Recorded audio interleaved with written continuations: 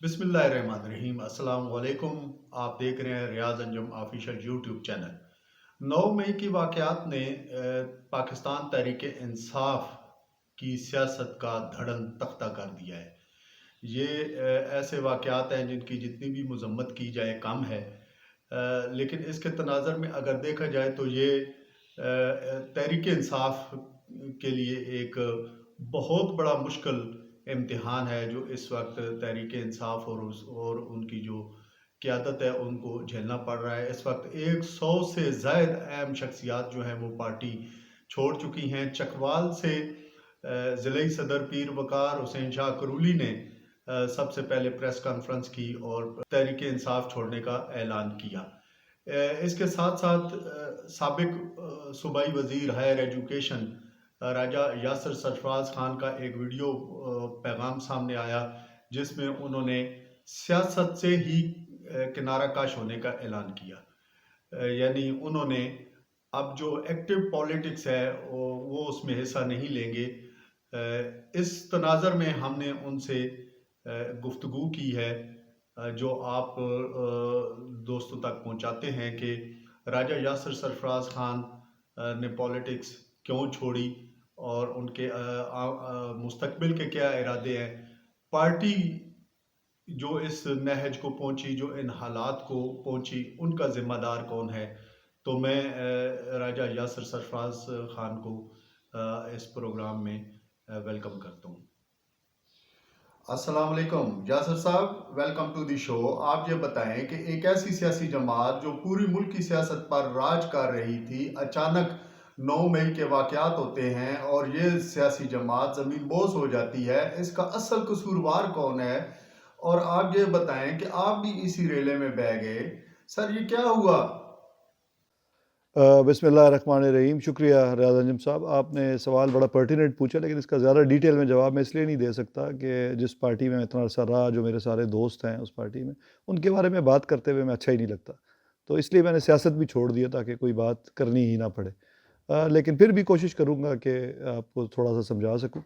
آپ نے کہا کہ کون سبب بنا، تو میں سمجھتا ہوں کہ سبب تو وہ لوگ بنے جو غلط گائیڈ کرتے رہے پارٹی کی میٹنگز میں بھی کہ یہ جی لڑائی کر کے ہم شاید اسٹیبلشمنٹ کو پیچھے کر سکتے ہیں، تو ایسے ہوتا نہیں ہے، بڑا مشکل ہے۔ آپ جس طرح انلیس کہ آپ کسی فورن پاور کے ساتھ مل جائیں، اور ہم تو فورن پاور کے ساتھ ملے ہوئے نہیں تھے، ہم تو ظاہر ہے خان صاحب محب وطن پاکستانی ہیں، تو اور کبھی وہ سوچ بھی نہیں سکتے۔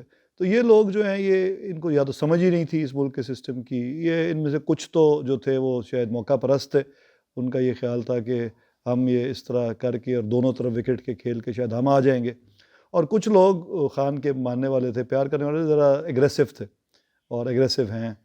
کچھ وہ بھی وجہ ہے کہ ایسے کر دو ویسے کر دو، اور جو پھر ہمارے جیسے لوگ تھے جب وہ سمجھانے کی کوشش کرتے تھے تو یا ہمیں ظاہر ہے کوئی سخت بات کرتا ہے تو آپ چپ کر جاتے ہیں، آپ کی اپنی عزت بندہ بچاتا ہے، لیکن پھر بھی ہم نے پوری کوشش کی، اور میں ان سب لوگوں کے نام اس لیے لینا چاہتا کہ ان سے میں نے اجازت نہیں لی ہوئی جو روکتے رہے۔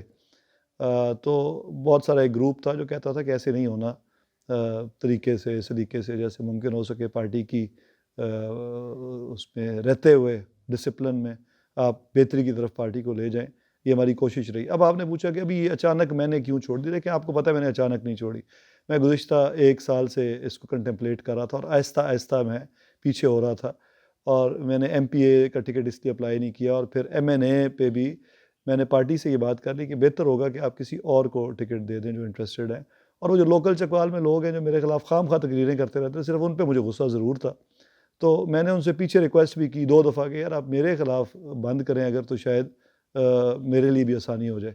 بہرحال یہ ایک ریزنس تھے جس سے میں پالیٹکس چھوڑنا چاہ رہا تھا۔ اب اچانک کیوں؟ اچانک نہیں، اگر میں نے اچانک چھوڑنا ہوتا تو 13 14 15 16 کبھی بھی چھوڑ دیتا۔ میں دیکھ رہا تھا کہ ایک تو ہمارے اپنے لوکل ورکرز جو میری وجہ سے احتجاج کر رہے تھے، ان پہ مشکل وقت ہے، اس کو ذرا ایزی ہونا چاہیے، اور دوسرا پارٹی کی فیوچر پالیسی کیا ہے۔ اب جو خان صاحب نے -1 کا اعلان کیا تو مجھے اور کنفرم بھی ہو گیا، اور اس کے بعد آپ نے دیکھا کہ حالات اچھے ہو گئے، اتنے برے نہیں رہے، مشکلات تو ہیں ابھی لیکن کم ہو گئی ہیں، تو اس میں تو لگ رہا ہے کہ اگر شاہ محمود صاحب آئیں گے جو کہ بڑے اچھے ہیں، میرے بڑے محترم ہیں، لیکن وہ روایتی سیاستدان ہیں جی، تو میں کہہ رہا تھا کہ اگر شاہ محمود صاحب آئیں تو بڑا اچھی بات ہے، بڑے زبردست بندے ہیں، لیکن وہ روایتی پولیٹیشین ہے، اور میں نے جیسے پہلے کہا کہ میں تو روایتی پولیٹکس کرنا ہی نہیں چاہتا. دوسرا جو ہے آپشن وہ یہ ہے کہ خدا نہ خواستہ کوئی ایگریسو ٹائپ بندہ آ جائے جو لڑائی مزید بڑھا دے.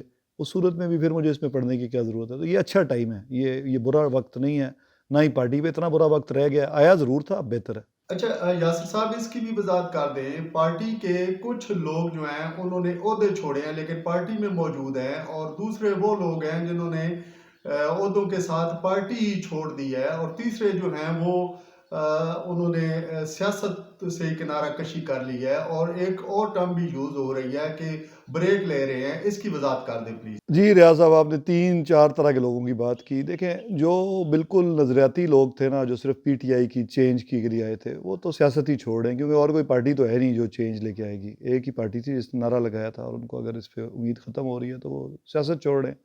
جو روایتی سیاستدان ہیں، جن کو کوئی امید ہے کہ جگہ مل جائے گی، یا جن کو پی ٹی آئی کے ٹکٹ نہیں ملے تھے، وہ پارٹی چھوڑ رہے ہیں. کوئی جگہ ڈھونڈ رہا ہے، کسی کو مل جائے گی وہ چلا جائے گا. اور کوئی پہلی چوائس کوئی نون میں جانا چاہتا ہوگا، کوئی کاف میں جانا چاہتا ہوگا. ان کی تو یہ مجھے نہیں بتا رہے کہ اپنے ریزنس ہیں. اور کچھ لوگ جو ہیں جنہوں نے عہدہ چھوڑا ہے اور پارٹی میں رہنا چاہتے ہیں، وہ ایکچولی وہ ہیں جو چاہتے ہیں کہ پارٹی اب ٹیک اوور وہ کر لیں. اور کوئی حرج بھی نہیں ہے پارٹی اگر ان کو تاکہ عہدہ تو چھوڑیں تاکہ رسپانسبلٹی نہ ہو، اور پھر جب وقت بہتر آئے تو پارٹی لے لیں. اور آخری آپ نے کہا کہ جی جو ابھی بریک لے رہے ہیں، وہ بھی اسی چکر میں ہے کہ پھر موقع ملا پھر پی ٹی آئی میں آ جائیں گے. تو ان کی کلیئرٹی نہیں ہے دماغ میں. میں آپ کو بڑا بتانا چاہ رہا ہوں کہ میری بالکل کلیئرٹی ہے. میں نے بڑی کیٹیگوریکلی کہا ہے کہ میں سیاست چھوڑ رہا ہوں، نہ میں بریک لے رہا ہوں، نہ میں نے پارٹی چھوڑی ہے کہ میں کسی اور پارٹی میں جاؤں، نہ مجھے امید ہے کسی پارٹی سے. اور مستقبل میں اگر کوئی پارٹی نہیں بنے جو دوبارہ یہی چینج کی باتیں شروع کر دے، تو میں اس میں پھر بھی الیکٹورل پالیٹکس میں انوالو ہوں گا. زندگی میں بندہ ایک ہی دفعہ اس طرح کا ایڈونچر کر سکتا ہے. 50 سال سے زیادہ میری عمر ہو گئی ہے، ہارٹ پیشنٹ ہوں میں. اور اگر نئی پارٹی ابھی تو کوئی نظر ہی نہیں آ رہی اس طرح کی جو بالکل وہ باتیں کرے گی جو خان صاحب کریں گے، نہ اس طرح کا کوئی لیڈر پیدا ہونا ہے. تو یہ اس لیے میں تو فرینکلی ایولوشنری چینج، ارتقاء کی جو چینج ہے اس سے میں مایوس ہو چکا ہوں، اور انقلابی میں ہوں نہیں. یاسر صاحب، ایک کویسچن یہ ہے کہ آپ کو حلقہ نے بہت عزت احترام دی، آپ کو منتخب کیا، آپ منسٹر بنے، آپ نے علاقے کے لیے ترقیاتی کام کرایا، یونیورسٹی آف چکوال سمیت بہت سارے پروجیکٹ دیے. تو ایک خلا نظر آتا ہے کہ آپ کا سیاست سے جانے کے بعد یہ خلا کس طرح پر ہوگا، کون پر کرے گا؟ فریاض صاحب، میں نے پوری کوشش کی کہ جو میں نے وعدے کیے تھے اپنے حلقے میں ان کو پورا کروں، اور اللہ کا بڑا فضل ہے. اس کے لیے میں تمام چکوال کے voters, supporters, P T I کے ورکرز، اور خصوصاً عمران خان صاحب کا ہمیشہ شکر گزار رہوں گا کہ انہوں نے یہ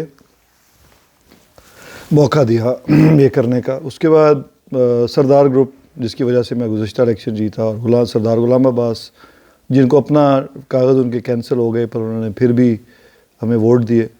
تو ان تمام کی وجہ سے ہی میں یہ کر پایا سب کچھ، اور اللہ تعالیٰ کا تو ہمیشہ شکر گزار رہوں گا، کیونکہ زندگی کے گولز پورے ہونا یہی آپ کی سیٹسفیکشن ہوتی ہے. تو یونیورسٹی آف چکوال میرا لائف گول تھا، میں نے بنا دیا. اب جو پالیٹکس میں ہوگا چلائے گا آگے. کوئی ایک کام تو ایک بندے پہ تو چیزیں ڈیپینڈنٹ نہیں ہوتی، کوئی بندہ ریپلیسیبل نہیں ہوتا. وہ کیا کسی نے کہا ہے کہ ہوئی مدت غالب مر گیا پر یاد آتا ہے، وہ ہر ایک بات پہ کہنا کہ یوں ہوتا تو کیا ہوتا. Thank you.